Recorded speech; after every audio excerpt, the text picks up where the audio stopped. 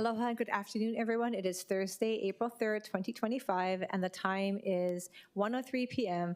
Will the Committee on Public Safety and Customer Services meeting please come to order? I'd like to welcome the committee members who are present in the chamber today. We have with us Committee Vice Chair Kiaʻāina, Councilmembers Tolba and Councilmember Wire, and also joining us is Councilmember Tupola. So members, although remote oral testimony is being permitted, this is a regular in-person meeting and not a remote meeting by interactive conference technology under HRS section 92-3.7. Therefore, the meeting will continue notwithstanding loss of audiovisual communication with remote testifiers or loss of the public broadcast of the meeting. Members of the public will be allowed to provide oral testimony on all items on the agenda in two ways: in person in the council chamber and remotely via video conference or phone. Remote and in-person oral testimony will be allowed when each agenda item is taken up. Before testifying, each person shall state their name for the record and will be limited to a 1-minute presentation. As both English and Hawaiian are official languages of the state of Hawaii, pursuant to Article 15, Section 4 of the Hawaii State Constitution, and Section 1-13 of the Hawaii Revised Statutes, members of the public may testify in either language. For oral testimonies offered in Olelo, Hawaii, additional time as may be necessary will be allowed for the testifier to provide an English translation of their testimony. All persons who have registered to testify in person will be called upon first. When your name is called, please come up to the testifier podium. Persons who have not registered will be given an opportunity to testify following the registered testifiers. After in-person testimony has concluded, I will proceed to remote testimony via video conference or phone. When I call your name, please monitor your screen and follow the prompt to unmute. For those who are joining us by telephone only, please press *9 if you wish to testify, and I will identify you by the last 3 digits of your phone number. When your phone number is called, please listen for the prompt to unmute and press *6. Written testimonies, including the testifier's address, email address, and phone number, will be available to the public as described on the posted agenda.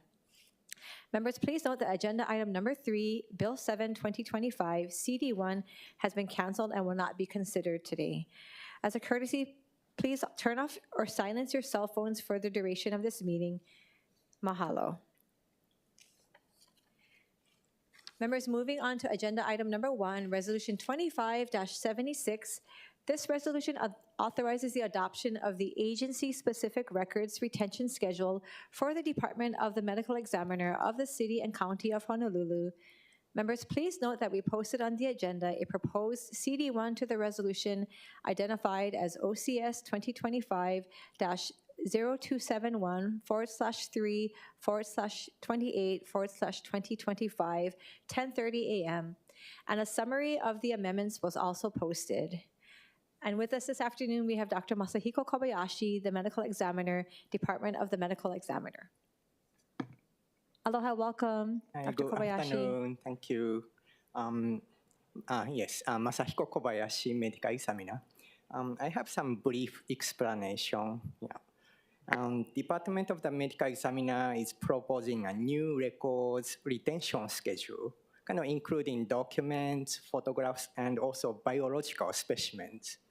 So our retention schedule has not been updated for really long time. So although we always had some internal procedures of retention, we would like to formally update the retention schedule. So this step is also very important for our accreditation. And we are retaining new documents and photographs as digital files and forever.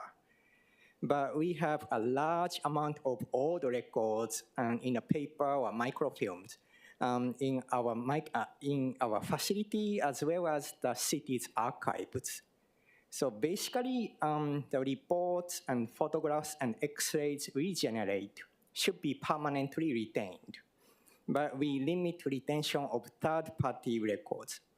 And for biological specimens, this new schedule aligns with recommendations from National Association of Medical Examiners and College of American Pathologists.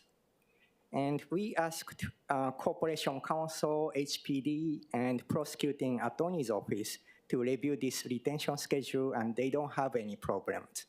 So I respectfully request approval of this new schedule. Thank you. Thank you, Dr. Kobayashi. Members, do you have any questions for our medical examiner? No?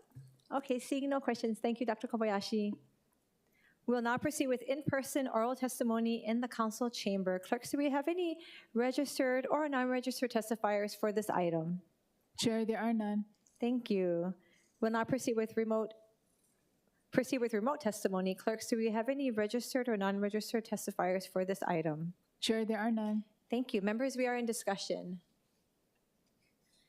Seeing no further discussion, the chair recommends that Resolution 25-76 be amended to the posted proposed CD1 identified as OCS 2025-0271.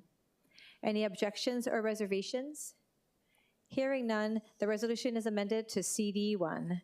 The chair then recommends that Resolution 25-76 CD1 be reported out for adoption. Any objections or reservations? Hearing none, so ordered. Thank you, Dr. Kobayashi. Moving on to agenda item number 2, Resolution 25-11. This resolution confirms the nomination of James H.E. Ireland, MD, to serve as the Director of the Department of Emergency Services of the City and County of Honolulu. And with us today, I believe we have Dr. James Ireland, Director Designate, Department of Emergency Services. Good afternoon, Dr. Ireland. Hello, Chair, members, thank you. Thank you for having me today. And we have such a great department in emergency services, but it's great because of our personnel, the dispatchers, EMTs, paramedics, everybody in core and health services. And it's just been a privilege to be their director for the last 4 years, and I'd like to continue. I think we've done exceptional work the last 4 years, but I recognize there's still a lot more work to do. You and I talked about unit hour utilization, and just to be quick about that for everybody else, that is how much work an ambulance does every hour. And a UHU of 1 means an ambulance is running 1 call an hour. And we have ambulances in the town area that are achieving a UHU of 1. And industry standards are about 0.3 to 0.4, certainly less than 0.5. Overall, our department has a UHU of 0.6. So clearly, there's so many calls, 110,000 calls is overwhelming our system.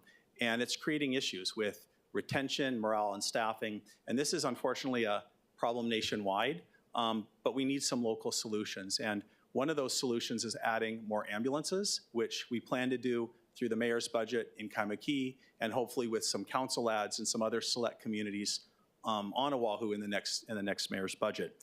But to achieve a UHU of 0.35 to 0.4, we probably need somewhere between 30 and 38 ambulances in addition to our 23. That's something EMS alone could achieve, but it would take years, maybe 10 years or more. And so I think having the upcoming task force with the fire department merger will, I think, help to illuminate some of these issues more and help us chart a new direction. Dr. Ireland, if you don't Yes. mind me just interrupting you really quickly, could you, for those who may not know what a UHU is, could you explain that? Right, so a UHU is it's a unit hour utilization. And a UHU of 1 means an ambulance is running 1 call per hour. So an ideal UHU is below 0.5, which is 1 call every 2 hours.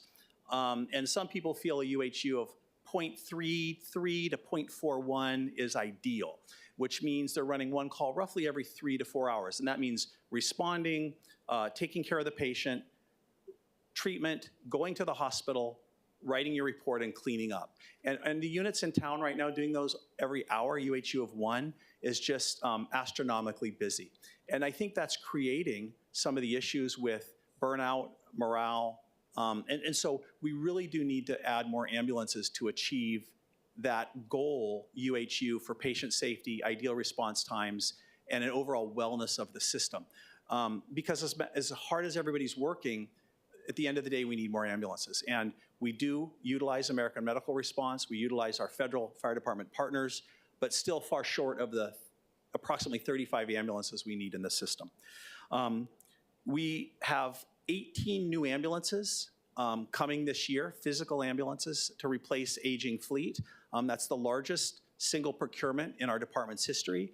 I'm happy to report 13 are actually on the boat of the 18. So I think in the procurement area, as far as equipment and resources, we're doing well. In 2024, we had 40 vacancies in the snapshot in EMS, 30 in 2025. And since that snapshot, we've hired 19 people, leaving us with 11 vacancies in EMS. Now, we have 9 people starting our dispatch academy in June and 25 in our EMT academy in July. So essentially, we will have more personnel than we have vacancies. And so that's why I feel adding the Kaimuki ambulance and potentially some of these council ads into the budget will make space for these new hires. So we'll be near 0 vacancies, which will largely reduce or eliminate closures and allow the expansion in the neighborhoods we discussed. Not to the 35 ambulances, but maybe to somewhere around 25 or 26 ambulances, not nearly what we need for the system. Lastly, I just want to comment on our billing. We anticipate approximately $40 million a year now in billing revenue, which closely matches our EMS budget of about $40 million. So I'm comfortable that that's now well on its way after the transition of EMS authority from the state of Hawaii to Honolulu. I think that transition allows the city to be more flexible in our deployment, whether it's with EMS, with the fire department, how many units we do, where we put them, how we fund them. It's really been, I think, a blessing for us to receive that authority now and responsibility from the state. So I think that was a good law. In closing, I just want to thank the members for coming. I want to thank the folks who sent in supportive testimony, and I'm available for any questions. Thank you, Director Ireland. Before I proceed, members, I would just like to recognize with us in the chamber, we have our Hawaii State Governor, Governor Green. Thank you for being here with us. Members, do we have any questions for Dr. Ireland? Councilmember Tupola? Aloha, Director. Thank you for being here again. I guess, quick question. I do know that there's tons and tons of testimony that were sent in support of you today. And there were some that were in length about improvements that could be made. And I would just like to hear maybe some of your comments. I'm sure you read through it. That no leadership position comes without critique. And so I was wondering, in the realm of what some of the people were addressing, what steps you thought moving forward would make a difference for those who are in opposition? I definitely recognize that our personnel are running too many calls. And part of it is because EMS has become the social safety net for the community. If someone doesn't have a primary care provider and has a cold, they call 911. If someone has a minor medical problem, let's say a leaking urinary catheter or some constipation, they call 911. And this is not just unique to Honolulu, this is across the country, that about half our calls are non-emergencies. And so, definitely offloading the calls either with more ambulances or innovative solutions like a nurse navigator line where we can actually use ride sharing for non-emergencies and to get people to urgent care clinics or just get them medication refills. We get 911 calls for medication refills. So I think focusing on the call volume so the people who are working so hard have a chance to use the bathroom, get a meal break, things like that. And I think offloading that call volume, and there's a lot of different ways to do it, will be key to giving the proper balance at work so people can do the life-saving work we ask of them, and at the same time not just running calls back to back to back, which is happening all over Oahu. Thank you. I guess one of my follow-ups is I didn't hear too many testimonies about high call volume. A lot of it just had to do with management, wanting communication, asking for transparency, and it sounds like a lot of managerial things. So I just wanted to just give one more question. In regards to actual things that were written in the testimonies, did you have any thoughts on that? Some of it was due to leadership, and I think, if I'm not mistaken, in our budget hearing, we are zeroing out a position that I'm not sure if you were the director and the chief, but I think some of those things might be being resolved in the budget. I just want to provide some clarity as to how, you as the director and as we as a council can support you to address these concerns, as now they seem to be minimal compared to the testimonies in support. Well, I appreciate any opportunity to enhance our department, enhance our operations, and we certainly appreciate the council ads to bring in ambulances to other communities. And I found this council to be always very supportive, as the mayor, with really whatever we've asked for. We've had to temper some of our previous expansion requests with the ability to fill the vacancies. And because I felt uncomfortable coming in here asking for more positions when we had 40 vacancies. But now that we are really essentially approaching 0 vacancies come this July, we do have the ability to expand, not to the 30 or 35 ambulances we need, but certainly to expand beyond what we are now. You know, with respect to management style and leadership, you know, we do our best to be transparent. We follow city rules and regulations and procedures. And I think, again, nobody's perfect, but I think we run an organization that respects people's opinion. I think I have an open door policy. And, you know, if people have a problem, they come directly to me, usually. Thank you, Director. Thank you, Chair. Thank you, Councilmember Tupola. Members, any further questions for Dr. Ireland? I had one or two questions, if that's okay. You mentioned the possibility of the merger, which I'm grateful that as a council we were able to pass through. I look forward to the administration presenting to us where that is, and I know that that was something that the mayor mentioned in his State of the City. In your opinion, in your foresight, where do you see your position should the merger happen? Where do you see this position currently? That's a great question, and I think that's what we need to determine with the merger task force is, you know, what happens to everybody's positions. You know, my civil service position is chief of EMS, and so that position would translate into some position in the fire department. I don't think there would be a need for a director or a deputy director, certainly not an appointed deputy or director, but one hypothetical model would be have a second deputy chief who is in charge of the EMS bureau, or perhaps an assistant chief who's in charge of the EMS bureau, and then have EMS leadership like an EMS district chief or EMS battalion chief, EMS supervisors in that line. But things like dispatch, training, the shop, radios, a lot of that can be merged seamlessly. But I don't see a need for, most likely not a need for an appointed director or deputy in that model. Okay, thank you. And I want to kind of follow up with what Councilmember Tupola has asked, because I think I had some questions along the same lines, and I'm still not sure if I heard the answer and what you responded to. In the responses that were to the testimonies that were submitted, a lot of those things don't coincide with what you're sharing with us today. So I'm trying to understand where the discrepancy is. If the testimonies that are mostly anonymous and for fear of retaliation and other things that they mentioned, they're not aligning with what you're telling us, and I'm trying to understand where that gap is. What is that due to? If you're saying that they come to you and you're open and you're transparent, but that's not the well, report that we're getting. There's no doubt that the system is busy, and I think I've said that a few times. But as far as you know, hostile workplace or toxic environment, that's just not accurate. And you know, it's just not accurate. At least not in my office. When you say not in your office, I'm not sure. So again, I'm trying to understand why there's a difference in what's being submitted versus what you're reporting. Is it just that you're not exposed to it?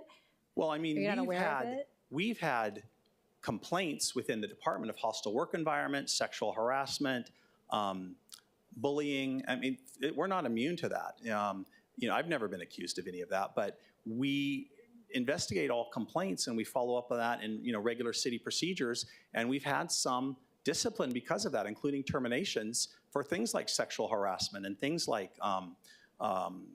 workplace, respectful workplace issues.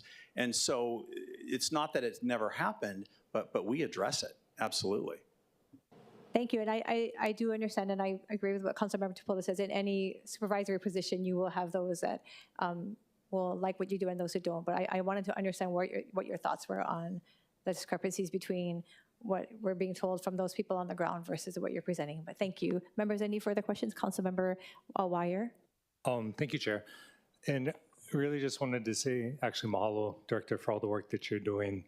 I think I'm really hopeful in seeing that the needs of our first responders are the same in terms of the needs of the community, right? Really addressing their concerns in work, quality of work, or quality of life at work, are similar to the needs of our community in terms of needing to increase services and ambulances. And so appreciate the work you're doing on that, including the work in Waipio, It's going to increase enhanced services, of course, with Waipahu, Milani, Wahiwa, with the First Responder Center on North Shore, the work you're doing in Kolaupoko, right, both at looking at increased services and then also all the time you spent with the community in Waikane.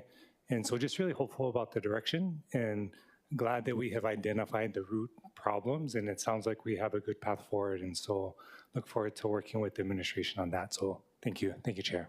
Thank you, Council Vice Chair Wire. Any further questions? Okay, seeing no further questions, thank you, Dr. Ireland. Members will now proceed with in-person oral testimony in the council chamber. Clerks, do we have any registered or non-registered testifiers for this item? Chair, yes, we do. Okay, I believe with us we have, okay, thank you. So first up we have Laurie Grace. And following Laurie Grace, we have Speedy Bailey.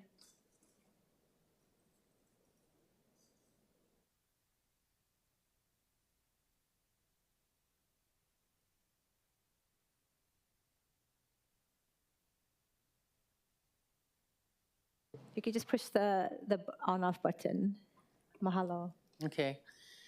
Aloha and good afternoon, Chair Val Okimoto and council members. I hope you all are well. This is the second time I've come and gave testimony, and I'm here today to speak against the opposing Dr. Ireland's reappointment. I know there have been questions to Dr. Ireland in private and on the news asking why I'm a former employee. And what he alluded to could not be further from the truth of what the innuendos he spoke about in reference to my situation. If it were true, I'd be hiding under a rock and not here testifying before you on what I believe is the truth regarding his directorship over the last 4 years. So I'm not disgruntled, I'm not upset, and I'm gonna go over the facts again with you. For 4 years, unit closures have had an impact on the public safety for our citizens. The workload of EMS personnel due to this has taken a toll on morale. You guys have all the data on that. I don't need to go into it. In the case of prolonged response times, this matters when life and death is an issue or on the line. Recruitment and retention we talked about, and every time Dr. Ireland comes before this chamber or this committee, he talks about the deficits and how they're rehiring 40 more in September and then 20 more in March, and then we're gonna be up to par. I believe Tommy Waters, Councilman Waters, asked him about this at the last meeting, and it's always catch up. We've never gotten ahead. And yes, it is a nationwide problem for recruitment, but retention should have been given priority early on in his 4-year tenure. Laurie, just to respect everyone's time, I really appreciate you being here in person, but just to respect everyone's time, if you could summarize the rest of your testimony, other than whatever, maybe, did you submit written this time also? There's just 2 more things. Okay, thank you.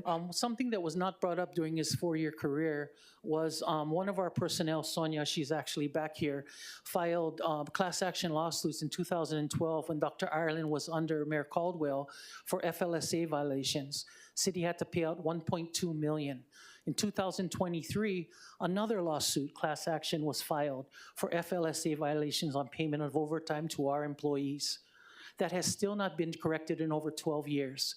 Mayor Blangiardi, in his city address, had offered for EMS Fire Merger Task Force in support of this council to the feasibility of EMS Fire Merger. I am for that. That is an awesome idea because it'll check off all the boxes for response times, closed units, retention, EMS personnel morale. That's a great idea. But in that statement and suggestion and him supporting it is a statement saying that EMS on its own is failing, that the status quo is not working, that EMS can't stand alone and be its own department. So why the 2 messages? 1, he's doing a great job. 2, we need to look into a fire EMS merger to serve the public better. I ask you to oppose this nomination. And I appreciate all the work you're doing, and I hope you take the real reason and facts why I stand on this position and use it in making your decision for the public. Thank you so much. Members, if we have any questions for the testifier? Thank you. Before we proceed, I'd just like to welcome to the chamber Councilmember Nishimoto. Thank you for joining us. And I know I mentioned Speedy Bailey would be next, but I know that our governor is, would you like to? Okay. Okay, I know you're a busy man, Governor, so I want to make sure that you have time allotted to you. Okay. So now we will have Speedy Bailey, and then I have Sonia Austin on here. And then, Governor, if you would like to proceed after that, then, or at any moment, please stand up and I will fit you in. Thank you. Good afternoon, Council, Chair, members. My name is Speedy Bailey. I'm a director at American Medical Response. I have a tenure in emergency medical services. In the summer will be 50 years. I've known Dr. Island for 30 of those years, and I stand in strong support of his confirmation. I've known him as an EMT. I've known him as a physician. I've known him as a physician medical director. I've known him as an administrator in EMS. His passion and commitment and tenure and history in EMS is well documented.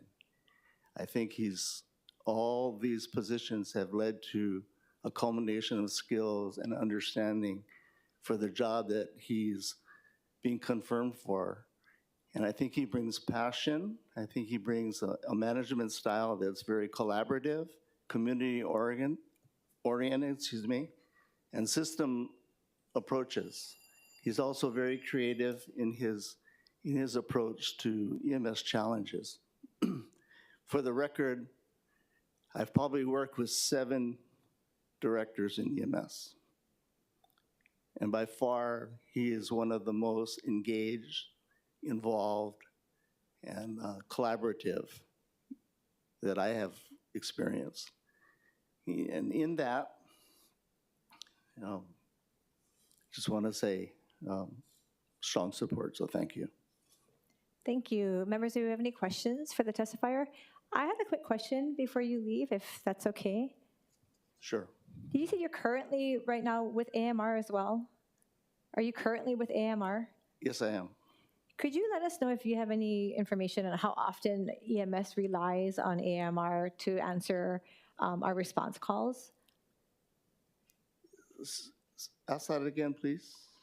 How often are we having to have AMR ambulances respond to our, and maybe this is I didn't preface this beforehand, but because I've asked Dr. Ireland this before in previous hearings, I'm trying to understand how much we're reliant on AMR, and you're there currently.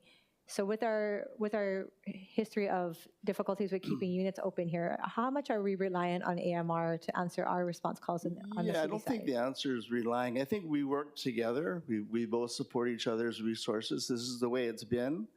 I will tell you unequivocally that under Dr. Ireland's leadership, the collaboration between both organizations is much better and much more engaged. I don't have those numbers exactly, but I can tell you that as much as we're needed, they're asking.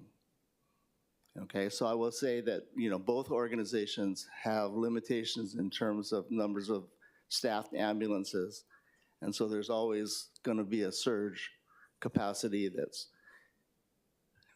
EMS personnel has been a shortage since I've been in the business, and I can talk to you about a 1979 Senate hearing with Senator Kiaʻāina, where city was 40 paramedics short. So this shortage is well documented. It's nothing new. We are facing that nationwide, and it's part of the challenges. I appreciate that, and I didn't mean to put you on the spot. I was just curious if you knew the information on that. And I think all of us, our goal is to definitely help our communities be safe. So we may be reaching out to you to get more information, if that's okay, Absolutely. Just to give you a heads up. Yes. Thank you for being here. Yep. Members, any further questions? Nope. Okay, thank you. Next up, we have Sonia Austin.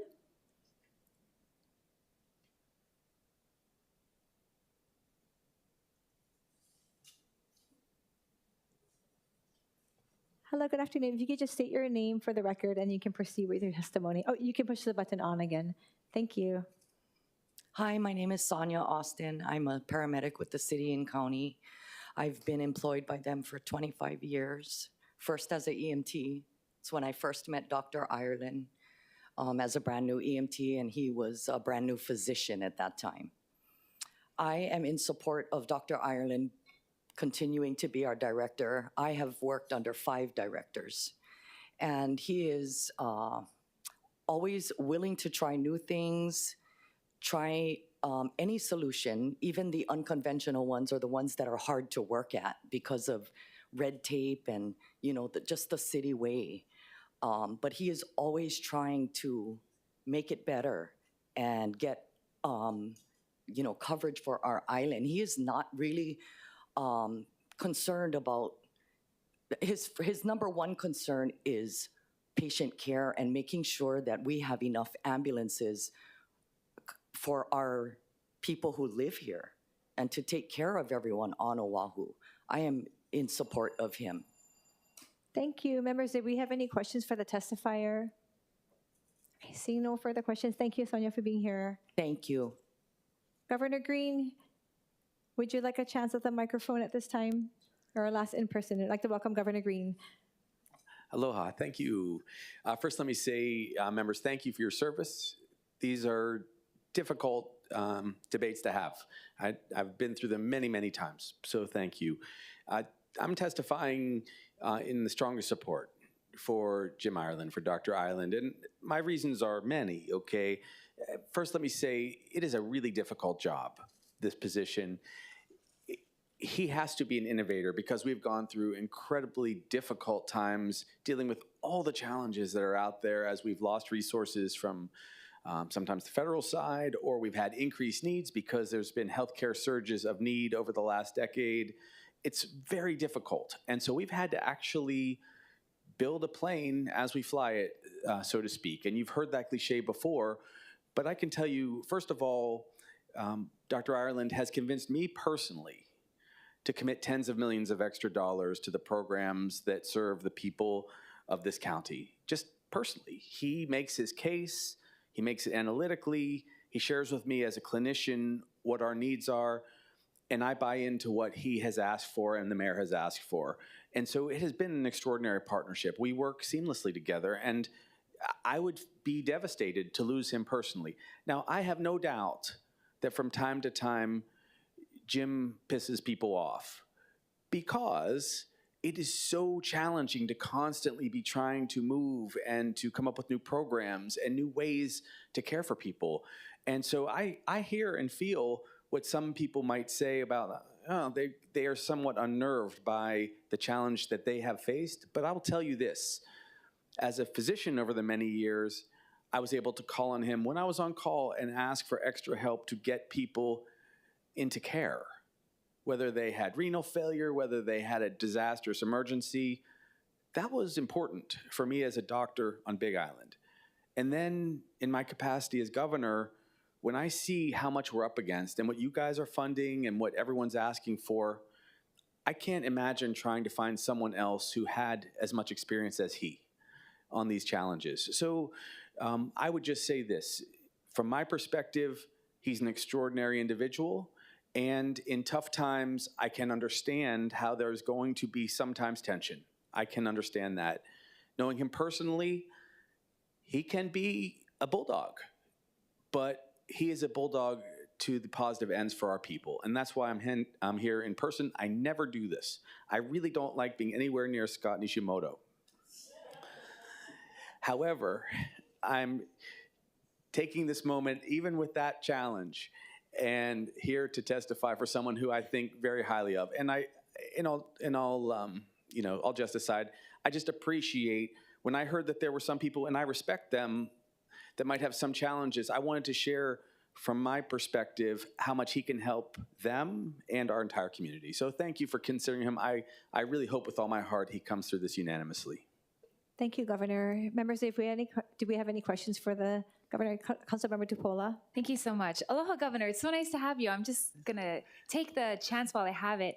And thank you for being here for Scott's birthday today. Oh, yeah, is that so right? Oh, that's my why goodness. he wanted to see you. That's why you're here. I know it's a match made in He's heaven. 60 years old today.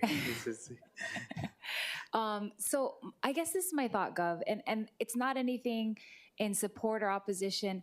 I just really feel like what you have going on with Dr. Island, Dr. Miskovich, and especially for homeless issues, right? Honu and now the respite center in A'ala. I think, well, in my perspective, his strength is there. Like, if I could say something about Dr. Island, not in regards to his directorship, does he show up on the ground for the needs of the homeless community? Yes, I can say that. I can say I've seen him do it personally. I guess my thought is, you know, with the way Honu or CORE is operating, because EMS is sort of maybe going to merge with HFD, or it's kind of, you know, decreasing, why not have that team be attached to your, you know, your homeless office? Because I think this team is specifically, I mean, I want a respite center.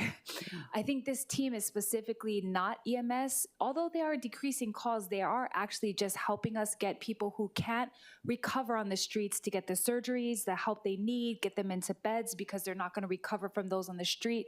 Just a thought for you. What is your thought about incorporating that into your current homeless office? Yeah, no, that's a brilliant question, and I mean that from my heart, Councilwoman. So the reason for now, anyway, that it's been attached the way it is to the city and EMS is because the evolution over time was that so many people were constantly in, you know, duress on the streets, and so the first group that would get called would either be the police or EMS.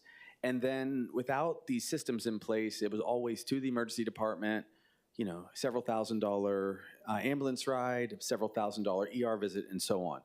And what happened was when Mayor Blangiardi came in, and you guys have a lot of facilities, we simply became a hybrid partnership.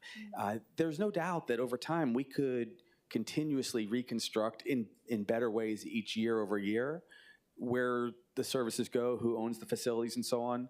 But from a practical standpoint, EMS does a lot of the delivery of those in need, and the city and county has a lot of the buildings, and then we have a lot of the potential resource to cover the wraparound costs.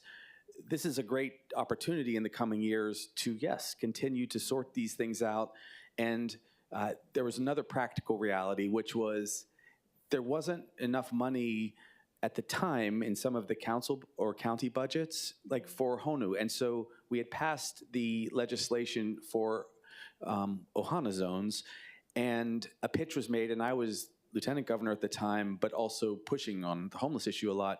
And the requests were made to our office to fund, for instance, the Honu.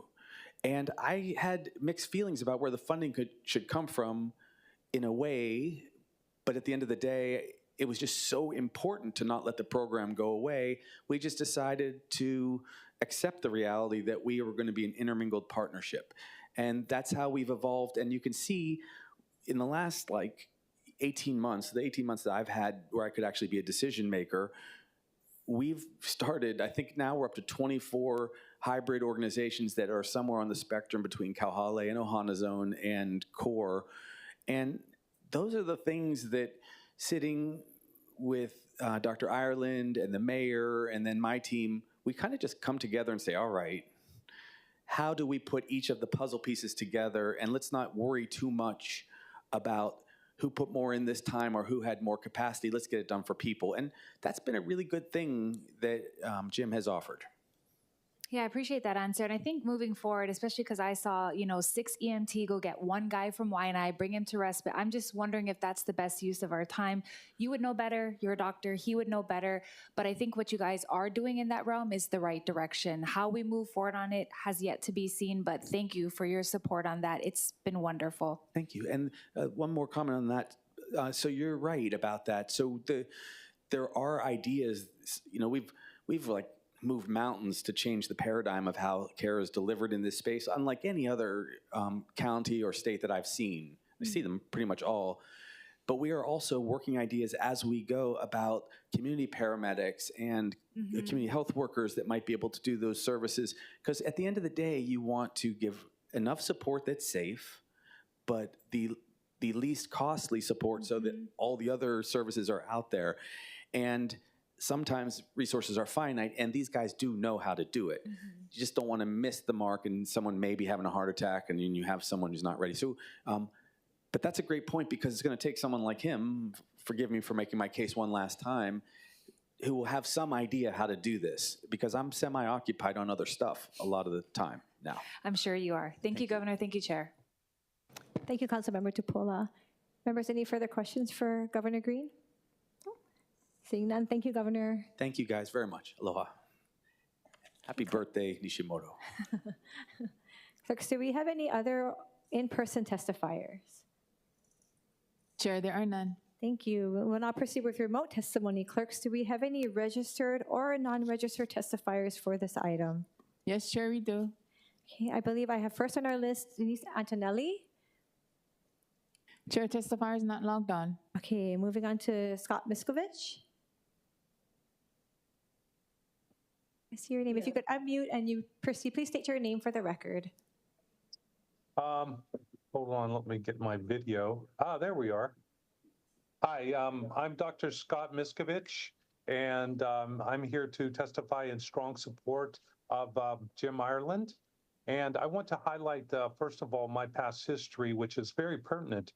Dr. Ireland and I have known each other for about 15 years. And one of the things about 10 years ago, we both realized that we both started our careers as EMTs and then paramedics. And I don't know if everybody truly understands that about Dr. Ireland, that he worked his way before he went on to medical school to become an EMT. And I'm going to say that when you're trying to be an EMT and then a paramedic, driving individuals to and from the emergency room that don't have emergency problems or dealing mainly with homelessness in the street is not why you went into this career. So I think I can say that from personal experience. Second, the governor was just amazing. I want to highlight that I have another side. I have been pulled in by the governor and by the mayor to try to volunteer my time to help with homelessness. And I am sitting in on meetings with amazing groups of people every Tuesday at the mayor's office and also at the governor's side and at the legislature. And Dr. Ireland is in those meetings. And for all of you at the council, he represents you well. He represents everyone very well in this process. His innovation, his presentation, him caring about the people, and again, that whole discussion of he's trying to make the jobs better for the EMTs and paramedics and keep their spirits up. But we're fighting a battle that, as the governor said, and the mayor is just going after immensely. It takes time. And I could not imagine anyone having the ability to speak to all these different audiences and be so convincing and so honest with so much experience. So strong support and look forward to working with him in the future because we still have a battle ahead of us. Thank you, Dr. Miskovich. Members, do we have any questions for the testifier? Seeing none, thank you, Dr. Miskovich. We'll now move on to Edward Fujioka. You could unmute and you may proceed after you state your name for the record. Hi, good afternoon, Chair Okimoto. My name is Edward Fujioka. I'm here to testify in opposition to Dr. Ireland's appointment as another 4 years as Director of HESD. I did read through a lot of the testimony, and what I noticed was a lot of the testimony is coming from people who are administrators in the medical field and very little personnel from within EMS. So there's a big difference between being a physician. You direct patient care and diagnosis and treatment through medical conditions, usually in a hospital setting or clinical setting following established medical protocol. Being a director of EMS, you oversee the entire medical response system, including policy, staffing, training, resource management.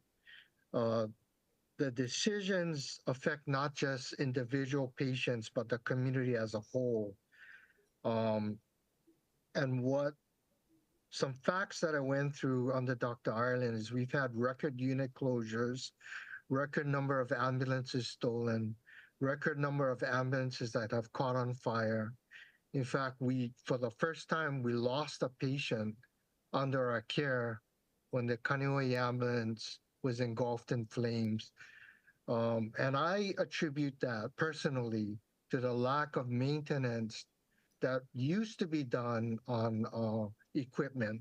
We used to have annual inspections of our O2 hoses in the ambulance and regulators.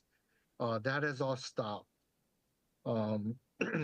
Eddie, if you could, I'm sorry, I'm trying to, again, honor everyone's time, so I'm going to allow you, your time has lapsed, but if you could summarize and finish up anything else that you would like to add at this time, I'd appreciate it. Sure. Thanks for the opportunity to testify. I stand by my written testimony, and I'm available for any questions. Thank you. Thank you, members. Did we have any questions for the testifier? Questions? Okay. Moving on, we will now proceed with Larry McElhenney.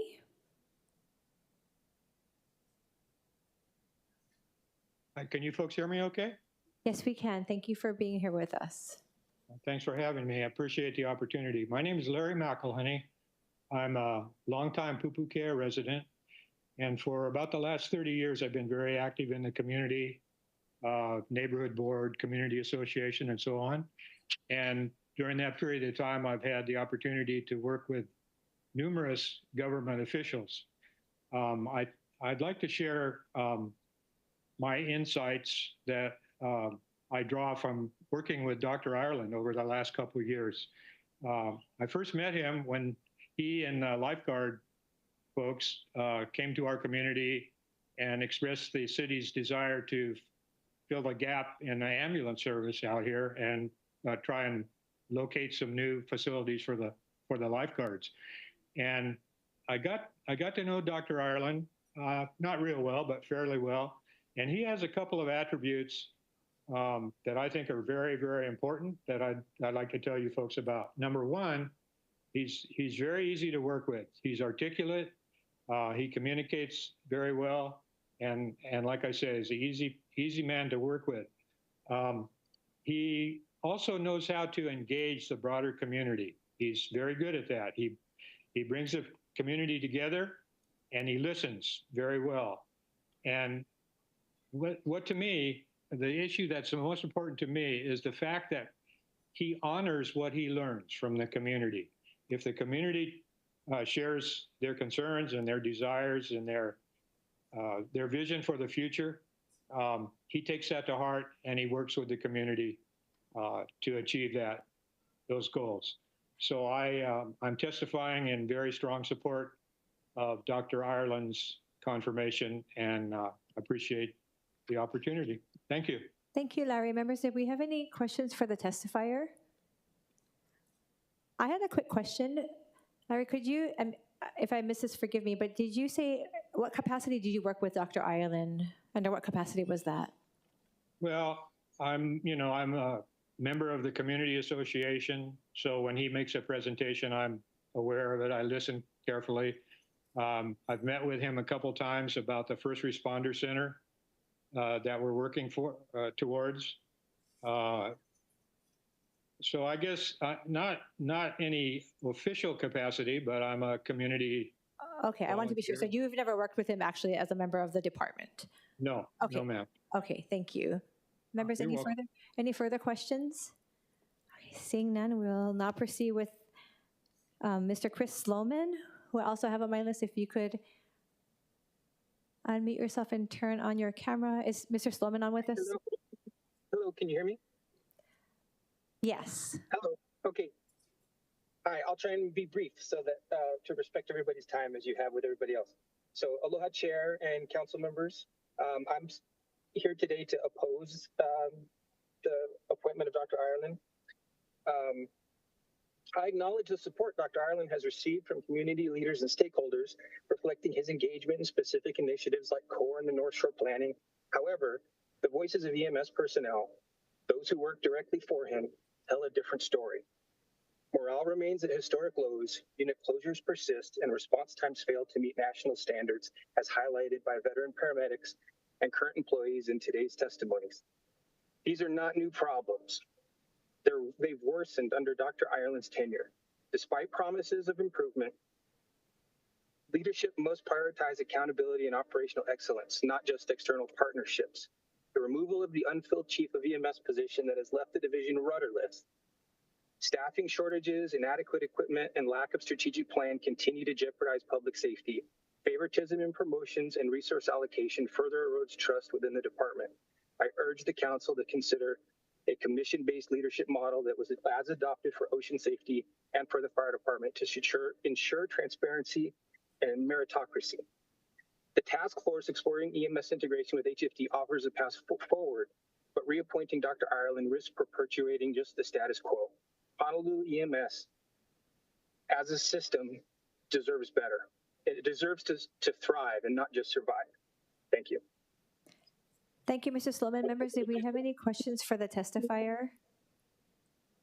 Okay, and I believe, just to be clear, you have been a member of the EMS department previously. That is correct. I'm the former assistant chief of operations and was the acting chief through the most of COVID. Okay, thank you so much. Okay, seeing no further questions, clerks, do we have any other remote testifiers? Chair, there are none. Okay, thank you. Seeing no further testifiers, members, we are in discussion. And before I turn it over to the members here, I would just like to express a great mahalo to those who have come out to testify on this reappointment of Dr. Jim Ireland to continue serving as the director of the city's Emergency Services Department. I do appreciate the time and thought each of you have taken to weigh in on this important matter. I would also like to thank the mayor and his administration for reaching out to discuss the concerns brought to our attention. It is no secret that Dr. Ireland brings many strengths to the table and clearly exceeds the minimum qualifications for this position under the city charter. His medical degree has been particularly valuable, especially in supporting initiatives like CORE and addressing the complex needs of our houseless community. However, it has become increasingly evident that long-standing issues within our Emergency Medical Services Division persists, issues that are not new, but which remain unresolved under current leadership. These ongoing concerns include, but are not limited to, chronic staff shortages, recurring unit closures which impact response times, ongoing billing problems resulting in lost revenue, and low morale among personnel. In response, I introduced Resolution 24-272, urging the mayor to establish a task force to seriously consider merging EMS into the Honolulu Fire Department. The goal is to ensure that our communities consistently receive the level of medical responses they deserve. I appreciate the mayor's willingness to engage with HFD, EMS leadership, and the unions to advance this critical conversation and begin taking steps forward.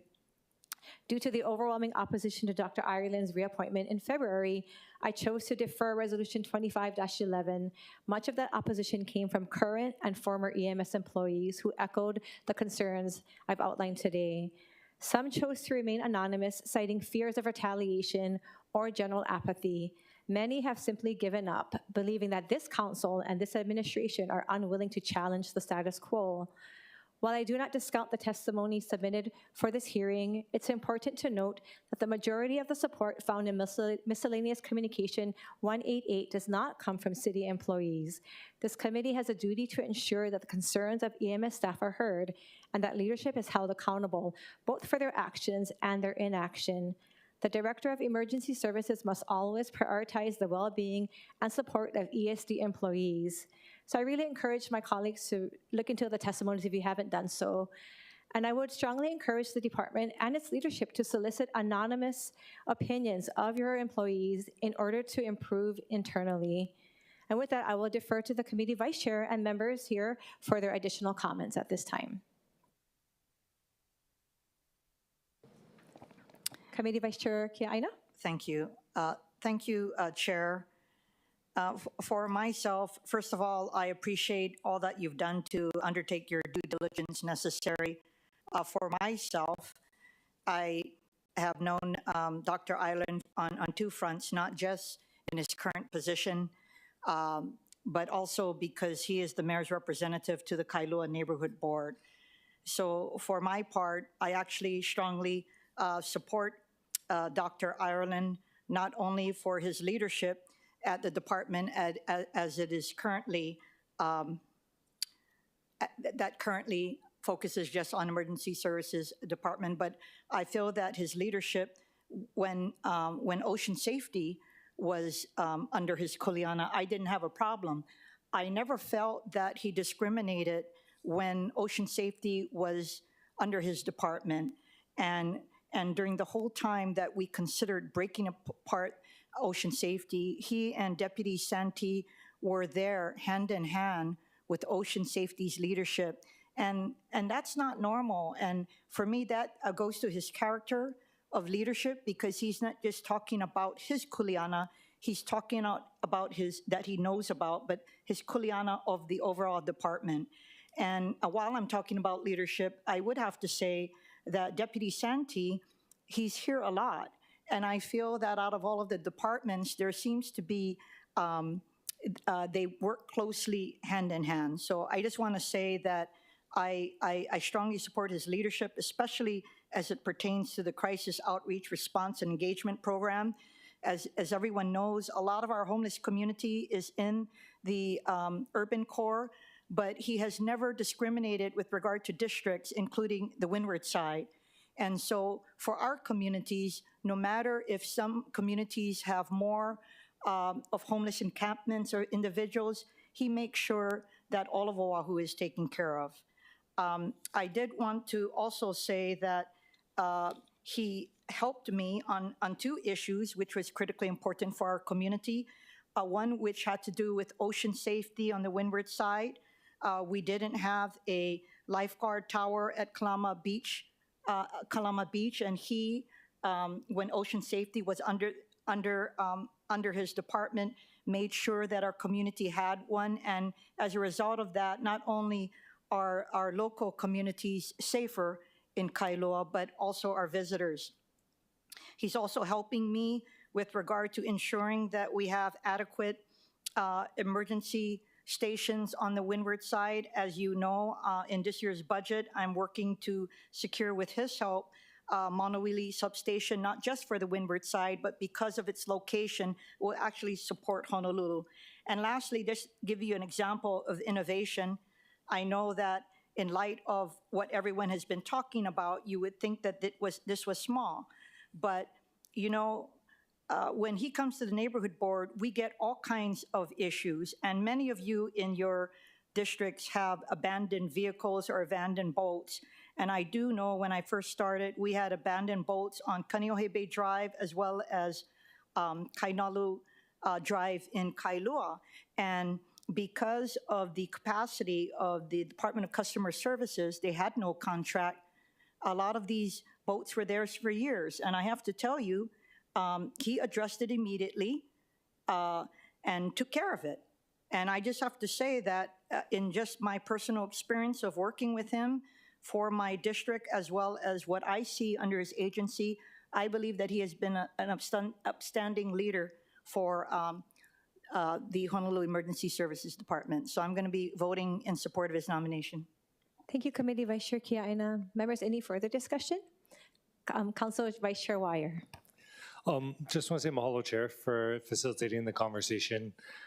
And, you know, I'm grateful for the alignment that I see between Dr. Ireland, the community, and, you know, the employees of emergency services. You know, I hear the frustrations, and I think ultimately we can all agree that we need increased presence in the community, increased services and support for our first responders. And so appreciate the increases we saw in the proposed budget, the CD1 amendments that have come in already, and, you know, and we'll be including additional amendments to increase that capacity in our future proposed amendments for our second budget round. And so hopeful that the council can support that, because I think it's clear from the conversation today that we need to continue to work on increasing our emergency services presence and supporting our ambulance folks. Mahalo. Thank you, Councilmember Wire. Councilmember Toba. Thank you, Chair. Again, thank you so much for the conversation. I want to echo my colleagues in this discussion, only because we all know that leadership is challenging and you're never ever going to make people happy. And I just gonna, on my personal side, that every time I've called in challenges in my district, Dr. Ireland has always been open, forthright, and even was honest about the challenges. So I think because of that, and a lot of the discussion that was talked about today, I am in strong support of Dr. Ireland. Thank you. Thank you, Councilmember Toba. Members, any further discussion? Councilmember Tupola. Thank you so much, Chair. Thank you for the discussion, for your comments. Thank you, everyone. I think everyone has a well-rounded perspective of their interactions with him. And I guess, my personal thoughts is there is a difference between leadership and management. And I think from what we're hearing everyone say about, interactions with the community, the way that he leads, there definitely is a lot. I will say that I do see him everywhere. He pops out and I'm like, hey, Dr. Ireland, there he is in Ko'olina. Oh, he's in Waianae. Oh, he's at A'ala. He is everywhere. My concern is that being the director requires a lot of management. And I just want, to encourage him to continue to consider that. There's a win-win here. There's a win-win. I think with all the people that have their concerns, maybe the question is, give me your top 2 solutions to how we can solve this. Give me your top 2 solutions to how we can solve this. I think a lot of times as a leader, it takes, some humility to say, you know what, maybe I'm not seeing around every corner. Give me your suggestions. Let me see if I can solve it. And I do believe he could be that person as well. I think that possibly having someone else hold the chief title instead of him holding director-in-chief could resolve that, because we really need someone else managing and someone leading, like being a visionary. I will say that the work that's been done with the homeless efforts in reference to what Governor was talking about, I want to see more of it. I hope one day that he can kind of spearhead and only lead that effort so that he doesn't have to worry about the management, because I would say that that's his strong suit. I do think that he has strength in that area, and I want to see more of it because I think it could really propel us to solve a lot of our homeless issues if he didn't have to manage the department and if he was just able to kind of expand through many of the new facilities or needed facilities for these individuals, because there is so much medical and mental health support that's needed for us to come out of the homeless crisis. So I don't have a vote here in the committee, but I do want to say that I support, whatever decision that the chair and the committee makes. Thank you. Thank you. I appreciate your input. Councilmember Nishimoto? No? Okay. Thank you. I really appreciate the discussion we've had, not just this month, but as well as in previous hearings. Seeing no further discussion, the chair recommends that Resolution 25-11 be reported out for adoption. Noting the chair's reservations, do we hear any other objections or reservations? So just to note, clerk's chair voting with reservations. Thank you. Hearing no further reservations or objections, so ordered. Thank you, Dr. Ireland. Members, as I mentioned earlier, item number 3, Bill 7, 2025, CD1 has been canceled and will not be considered. However, at this time, I would like to defer to Committee Vice Chair Kiaʻāina for the explanation. Thank you, Chair. Colleagues, I received comments on Bill 7, 2025 from the Corporation Council, and I'd like to take more time to consider their comments before moving this bill forward. And so I look forward to having this bill agendized at the next committee meeting. Thank you. Thank you, Committee Vice Chair Kiaʻāina. Moving on to agenda item number 4, Bill 13, 2025. This bill relates to real property and addresses private real property subject to a lease, rental agreement, or Hawaii Revised Statutes, Chapter 521, relating to the Residential Landlord-tenant Code, and adds a new article to Chapter 41 of the Revised Ordinances of Honolulu 2021. Members, please note that we posted on the let's see. 1, 2, 3. Okay. Thank you. We're just double checking to make sure I have quorum. Thank you. Members, please note that we posted on the agenda a proposed CD1 identified as OCS 2025-023/3/27/2025 at 12:36 p.m. submitted by Councilmember Tupola, and a summary of the amendments were also posted. I will at this time defer to Councilmember Tupola to explain her amendment. 1 second, Chair. Are we on Bill 7 or 13? We are on Bill 13, so we have postponed Bill 7 Oh, got at this time. So we're now on your Bill 13. Just allow me 1 second. Sure, no problem. Oh, yes, I know where we are. Okay, we're here. Thank you. Thank you so much. I do want to thank the prosecuting office for working with us on this. This is the one specifically that has to do with the ability for landlords to request support from HPD. Again, they are not going to be coming in and invading people's privacy, breaking any laws. They're just requesting support and working with HPD. So some of the amendments that we incorporated, we did last month, but we wanted to give time for everyone to see the posted CD. And I do believe that Gabe is here with us today and he can elaborate on some of this. We're working closely with him, not only just so that it can actually be implemented, but also so that any other legal ramifications of this have all been evened out. Thank you, Chair. Thank you, Councilmember Tupola. Members, I believe with us today we have from the Honolulu Police Department, Captain Jerome Pacaro. No? Oh, yes? Or a representative from the department? Well, I'm glad he's here. We were going to call the special duty officer up. Thank you for being here. Good afternoon, Chair, members. Again, I'm Captain Pacaro with the Honolulu Police Department's Narcotics Vice Division. Upon reviewing the revisions to this bill, we have no issues. I just wanted to be available for any kind of questions or that you may have for us. Members, do we have any questions for Captain Pacaro? No questions? Okay, thank you for being here. Next, we do have with us from the Office of the Prosecuting Attorney, Deputy Prosecuting Attorney Daniel Hugo. Good afternoon.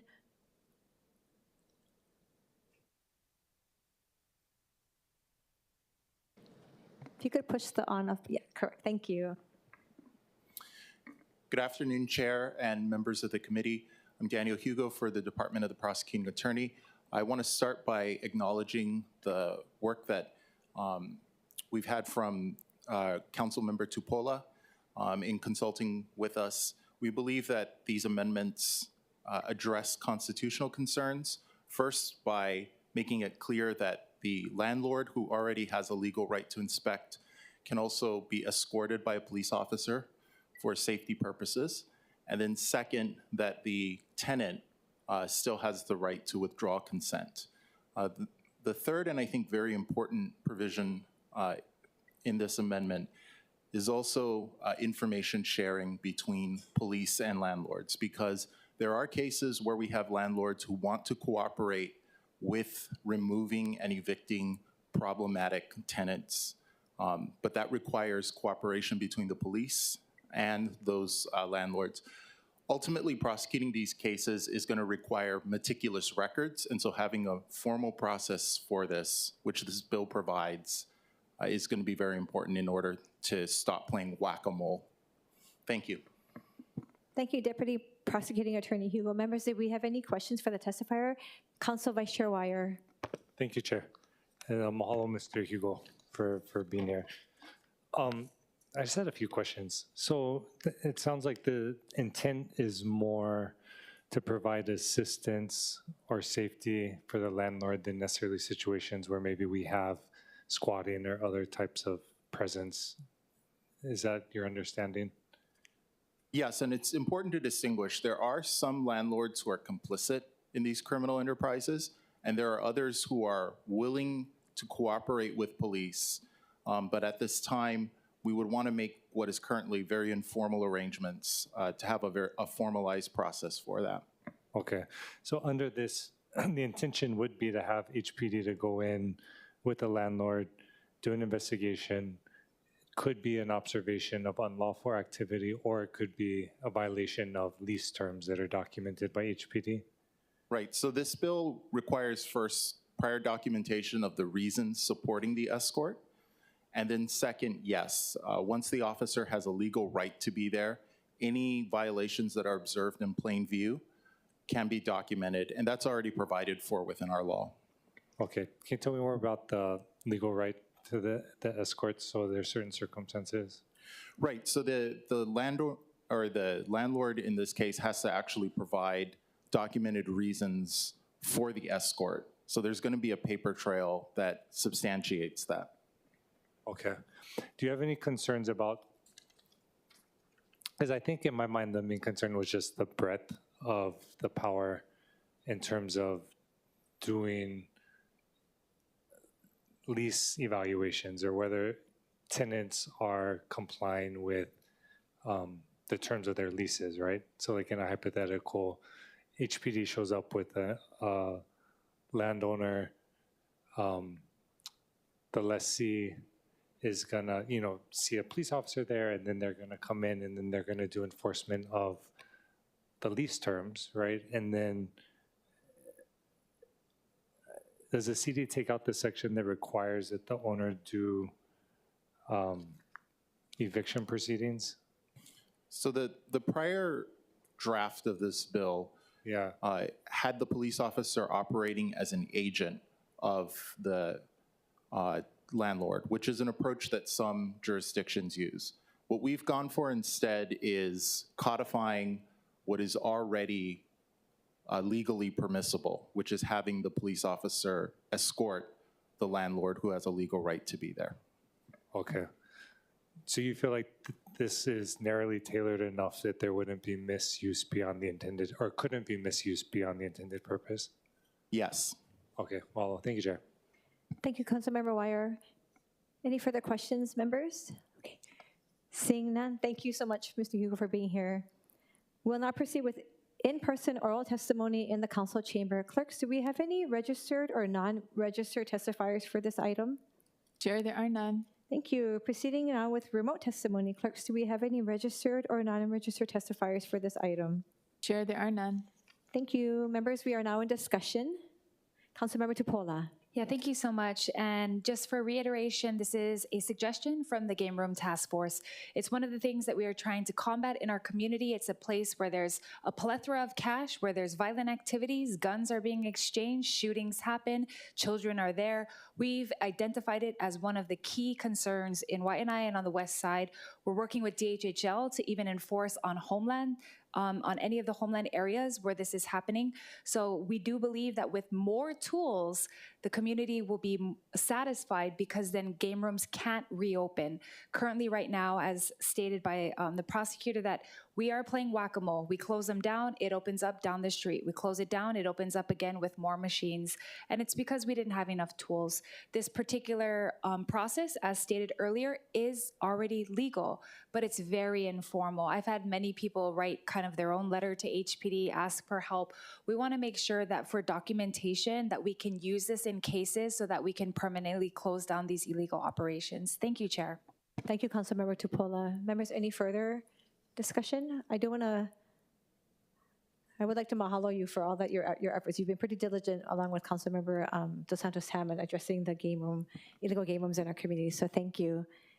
Seeing no further discussion, the chair recommends that Bill 13, 2025 be amended to the posted proposed CD1 identified as OCS 2025-0237. Any objections or reservations? Hearing none, the bill is amended to CD1. The chair then recommends that Bill 13, 2025, CD1 be reported out for passage on second reading and scheduling of a public hearing, and pursuant to its consecutive referral, be referred to the Committee on International and Legal Affairs. Any objections or reservations? Hearing none, so ordered. Members, moving on to the last item on the agenda, item number 5, review and evaluation of the Honolulu Fire Commission pursuant to Chapter 3, Article 15, Revised Ordinances of Honolulu 2025.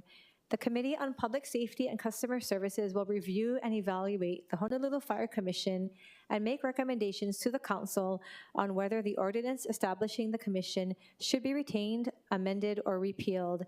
And with us this afternoon, we have Dr. David Matlin, the Chair of the Honolulu Fire Commission, as well as the Vice Chair of the Honolulu Fire Commission, Mr. Butch Caldera. Good afternoon, Commissioner Matlin, and thank you for being patient and being here with us. Good afternoon, Chair, Vice Chair, Council members. Like I said, David Matlin, Chair of the Honolulu Fire Commission. Did you have anything that you wanted to share or state regarding this measure? Just kind of big picture. What we've been working on in the last few years, is two things really: engagement, more engagement, and efficiency. By engagement, we visited now. I think it's even been updated. probably it's like 30 out of the 43 stations, going to the communication center, training center, as well as facility maintenance. So really just trying to get more understanding what the boots on the ground are saying. You'll go there, talk to the people, see what the facilities look like. As far as efficiency, we've focused on 4 working groups of 2 each for budget, evaluation, citizen complaints, and the 4th one is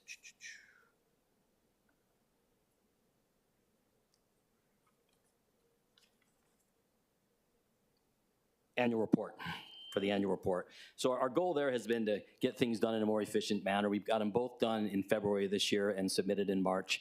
That gives us really time to adjust for next year. The other thing we've done this year is we looked at there needed to be some improvement in the fire chief evaluation. So we've updated it, aligned with the strategic pillars, the 7 strategic pillars they have there, which we'll implement for next year. And also, I think we need to have a level setting with our commission. So we're going to have a discussion with them about really what's the expectations in that area, and also share those with the chief. That's going forward for 2025. Thank you so much, Commissioner Matlin. Members, did we have any questions for the testifier? Okay, thank you so much. Okay. We'll now proceed with in-person oral testimony in the council chamber. Clerks, do we have any registered or non-registered testifiers for this item? Chair, there are none. Thank you. Proceeding now with remote testimony. Clerks, do we have any registered or non-registered testifiers for this item? Chair, there are none. Seeing no testifiers, members, we are in discussion. Okay, seeing no discussion from the members, I just want to really extend a mahalo to Commissioners Matlin and Galdera for being here and for your report. I would like to say that I agree with your assessment in paragraph 7 and recommend that you reach out to the Charter Commission to begin that discussion. Additionally, if the administration is serious about integrating EMS into HFD, which we've had multiple discussions on, then Chapter 10 of the Charter would need to be further amended to include language from Chapter 6. Just want to make note of that. Thank you. Seeing no further discussion, the chair recommends that action on this matter be postponed until the next scheduled meeting of the Committee on Public Safety and Customer Services. In the interim, the chair will take this matter under advisement and prepare a draft committee report and recommendations for consideration at that meeting. Any objections or reservations? Hearing none, so ordered. Before we close, I want to again thank everyone for attending and participating in today's meeting. We'd like to wish happy birthday to Councilmember Nishimoto in person. I know that was wished in an earlier hearing, but you were not here. Thank you for being here. There being no further business, this meeting is adjourned.